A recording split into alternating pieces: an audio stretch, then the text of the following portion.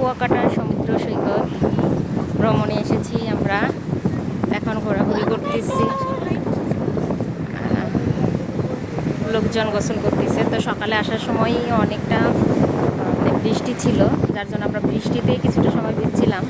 এই জন্য এখন আর আজকে গোসল করলাম না, যেহেতু আমরা 2 দিন থাকবো আরও, সেহেতু পরে গোসল করা যাবে।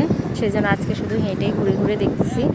তো কালকে গোসল করব ইনশাল্লাহ, যদি আল্লাহ দারাজ করে বেঁচে থাকি।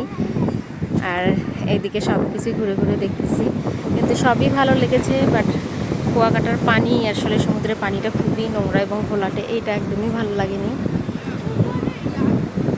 এই যে সুন্দর বসার জায়গা আছে। তো এখন তো লোকজন আসলে অনেক কম, লোকজন মানে ঘুরতে খুব একটা আসেনি, সেই জন্য সব কিছু ফাঁকা পড়ে আছে। দোকানপাটগুলো ফাঁকা। একটু আগে একটু দোকানপাটগুলো আমরা ঘুরে ঘুরে দেখলাম, জিনিসপত্রের দাম দেখলাম। তো অল্প কিছু জিনিস কিনেছি, এখনও পুরোপুরি কিনিনি, জাস্ট আমরা ঘুরতেছি আর দেখতেছি।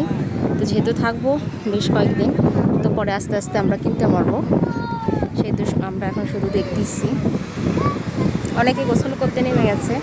তো সকালবেলা আসার পর মনে হয়েছিল যে আবহাওয়াটা একদমই ঠিক হবে না, এত বৃষ্টি, রাত্রে ঝড় হচ্ছে আসার পথে। তো মনে হয়েছিল যে আসলে এসে মনে হয় ভুলই করলাম, কিন্তু এখন ঘুরতে বের হয়ে মনে হচ্ছে খুবই ভালো করছি।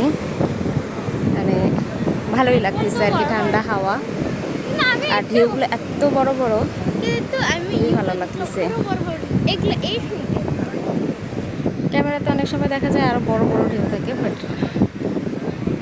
অত বড় দেখাচ্ছে না, তারপরেও বড় ঢেউ। এই যে অনেকেই নেমেছে গোসল করতে, একদম পুরো বিজে, একদম চতুর্দিকে। অনেকেই রেস্ট নিচ্ছে বসে বসে, কেউ আবার পান কিনে খাচ্ছে।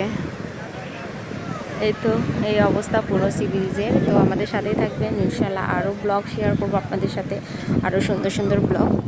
সবে মাত্র তো আসলাম, আরও 2 দিন আছি, অবস্থান করব, তখন শেয়ার করবো আরও ভালো ভালো ব্লগ।